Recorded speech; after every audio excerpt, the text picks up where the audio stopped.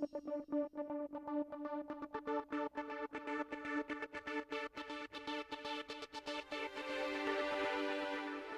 confirmed number of coronavirus cases in Los Angeles County comes to 261,446. The confirmed number of deaths reaches 6,366. Here in Torrance, the total number of confirmed cases is 1,402, with total confirmed deaths at 67. Welcome to COVID-19 Today. I'm Leslie Robbins. It's 4 p.m. on Monday, September 21st. The New York Stock Exchange held a moment of silence this morning in honor of the late Justice Ruth Bader Ginsburg.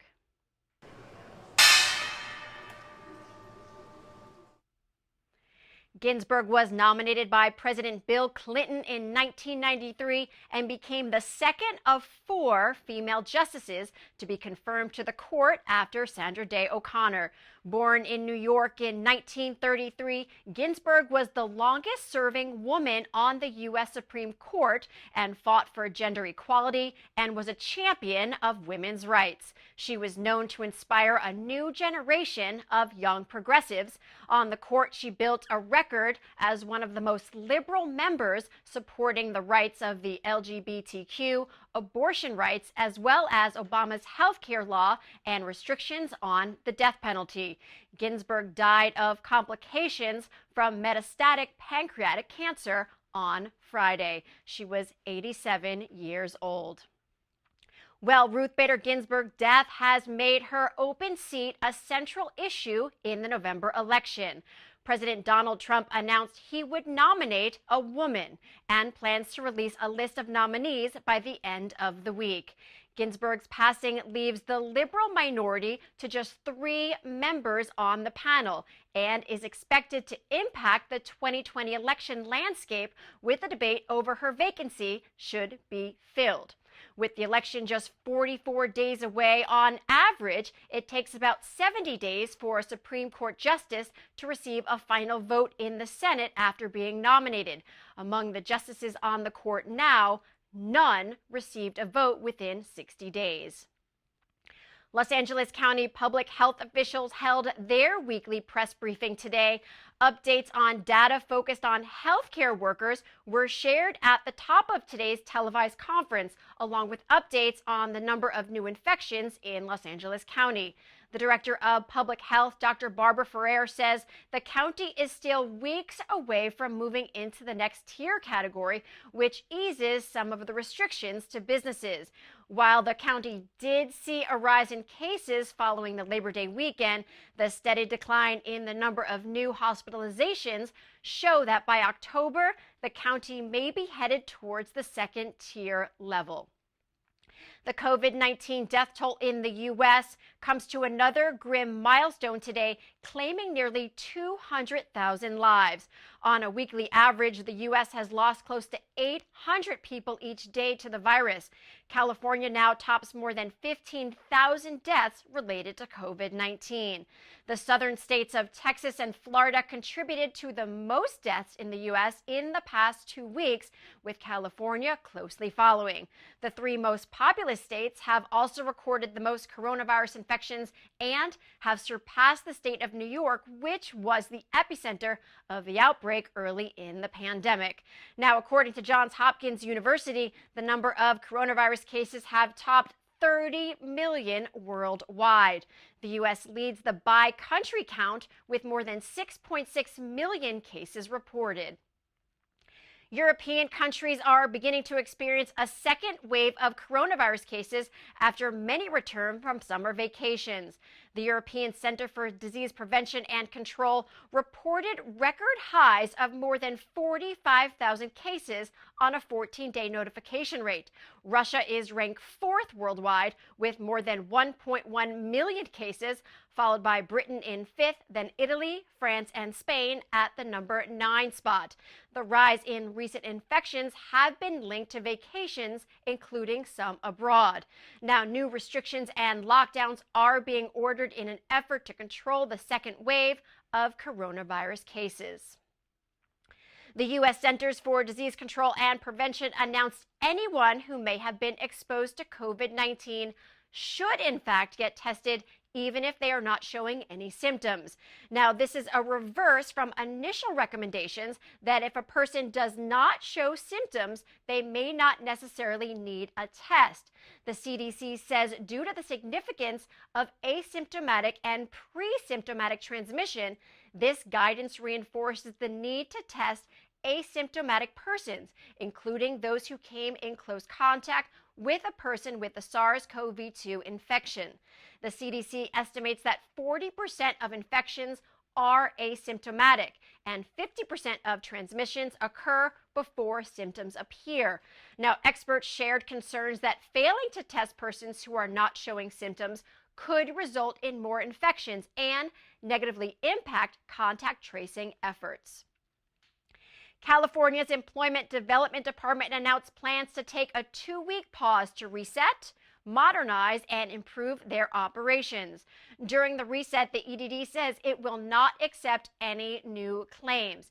As of September 16th, the EDD's backlog includes nearly 591,000 new unemployment insurance claims, as well as more than 1 million continued claims.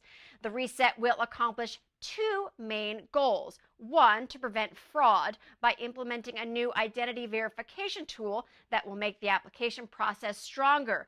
People will have to upload photos and documents to prove users' identity. And 2, the EDD plans to reduce the backlog by adding new staff who will be able to respond specifically to just emails and mail. The goal is to have no backlog by January 2021. The EDD strike team released a report this weekend about how the department will tackle this hurdle. The technical support line is available from 8 a.m. until 8 p.m., 7 days a week. That number is 833-978-2511. President Donald Trump signed off on a last-minute deal which would prevent the popular app TikTok from getting shut down. The newly formed agreement would create a new TikTok global entity that would be headquartered right here in the U.S. TikTok officials say California tech company Oracle would be responsible for hosting all American user data and associated computer systems to address U.S. national security concerns. Oracle and Walmart will jointly have a 20% stake in the company. Walmart's piece of the company is just over 7%, and through this deal, the retail giant will be able to tap into a user base of more than 100 million users on the app. Trump told Bloomberg News that TikTok Global agreed to donate $5 billion to an education fund and a potential move of its headquarters to Texas, which could mean 25,000 new jobs. Interim president of TikTok, Vanessa Pappas, released a video on the platform Saturday night titled "TikTok is Here to Stay." The popular app is the 4th most downloaded app in the Apple App Store. Another popular cleaning product just got the seal of approval as an official solution to kill coronavirus germs on surfaces. Pine Sol's original cleaner was approved by the U.S. Environmental Protection Agency as a product that can kill the coronavirus bacteria. Pine Sol was tested by a third-party laboratory that showed that disinfectant can kill the virus within 10 minutes of being used on hard, non-porous surfaces. Manufactured by Clorox Company, the world's largest manufacturer of disinfecting cleaning material, they have 36 other products on the EPA's list of disinfectants proven to safeguard against COVID-19, including Clorox bleach, disinfecting bathroom cleaner, and disinfecting wipes. The EPA says to be sure to follow instructions on the cleaning solution labels and pay attention to how long the product should be applied to a surface being cleaned. Now, with 44 days until the presidential election, a popular retailer is making sure visitors have one more opportunity to register to vote. Foot Locker is turning more than 2,000 of its brick-and-mortar stores into temporary voter registration sites. Beginning tomorrow, the company will have in-store kiosks featuring a special website where shoppers can check their voter status, register to vote, or sign up for election reminders. Foot Locker officials say this initiative hopes to boost younger voter turnout as the campaign targets shoppers between the ages of 18 to 24. The company says 4.3 million people within this age group follow Foot Locker's Instagram account. These registration kiosks can be found at Foot Locker, Kids Foot Locker, Lady Foot Locker, Champ Sports, and Foot Action locations. The voter registration project is in partnership with the nonprofit Rock the Vote. Several earthquakes were felt in Southern California recently. Just this morning at 6:20 a.m., a 3.4 magnitude earthquake shook less than a mile from Temescal Valley near Lake Elsinore. In the past 10 days, there have been 3 earthquakes of a magnitude 3.0 or greater centered nearby. Late Friday night, a 4.5 magnitude quake jolted Southern California, with the epicenter just 10 miles from Los Angeles. I felt that one. According to the U.S. Geological Survey, an average of 234 earthquakes between 3.0 and 4.0 occur per year in California and Nevada.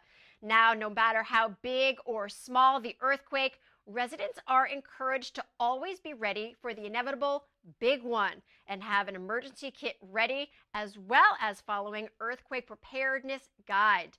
And when an earthquake does strike, everyone should drop, cover, and hold on. Experts say running out of a building is not recommended, as the exterior of a building is one of the most dangerous places to be as objects fall. And if you happen to be outdoors already, move to a clear area where you can avoid power lines, trees, signs, buildings, and vehicles.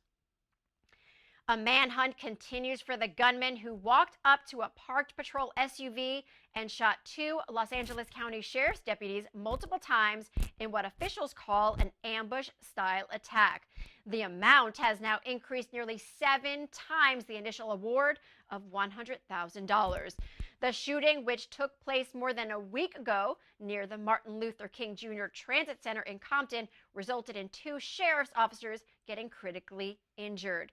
Surveillance video released by the Sheriff's Department showed a black individual between the age of 28 to 30 holding a pistol, walking up to the patrol car and opening fire without warning through the passenger side window. He then ran to a black 4-door sedan that sped away. The Los Angeles County Board of Supervisors authorized a $100,000 reward for information leading to the arrest and conviction of the suspect. And over the course of the week, that reward amount has increased to nearly $700,000 thanks to private donations. Anyone with information can call 323-890-5500 or go online to lacrimestoppers.org to remain anonymous. The Torrance Police Department increased enforcement today in an effort to take distracted drivers off the roads. Under the state's hands-free cell phone law, drivers are not allowed to hold a phone or electronic device while driving to talk, text, or use an app. Other distractions that may lead to dangerous driving include eating, grooming, talking to passengers, using GPS, adjusting the radio, taking a jacket off, reaching for an object on the floor, or navigating the dashboard touchscreen. A first offense violation could cost more than $150. Authorities suggest if drivers need to take a call or look up directions, they should pull over to a safe parking spot. Before getting on the road, drivers should also silence their phones or put it somewhere that cannot be reached. This campaign is funded by a grant from the California Office of Traffic Safety through the National Highway Traffic Safety Administration. Well, before we go, at the end of each program, we'd like to share stories from our community. Feel-good pictures, images, and videos that reminds us of how resilient our community is and how Torrance truly cares. The Rotary Club of Torrance Del Amo is hosting an important food collection drive this weekend in an effort to end hunger and help those in need, especially during the pandemic. The Rotary Club and the Boys and Girls Clubs of the LA Harbor are asking the community to donate jars of peanut butter and jelly. Monetary donations are also welcome. For every $1 donated, 3 sandwiches can be made. The goal is to make 5 1,000 sandwiches, and each jar of peanut butter and jelly will make at least 12 sandwiches. The food drive takes place on September 26th and 27th at the Vaughn's Crossroads, located on Crenshaw Boulevard and Lomita Avenue. The food drive will take place from 9 a.m. until 3 p.m. To donate online, go to tda-rotary.weebly.com. What a great way to spread kindness and show how Torrance truly cares. Now, if you have a great story to share, be sure to email us at covid19today@torranceca.gov. We would love to hear from you. Well, that is our update for COVID-19 today. Be sure to join us again tomorrow as Jin Chun brings you the latest updates. Be safe, stay healthy, and thank you for tuning in. We'll see you next time.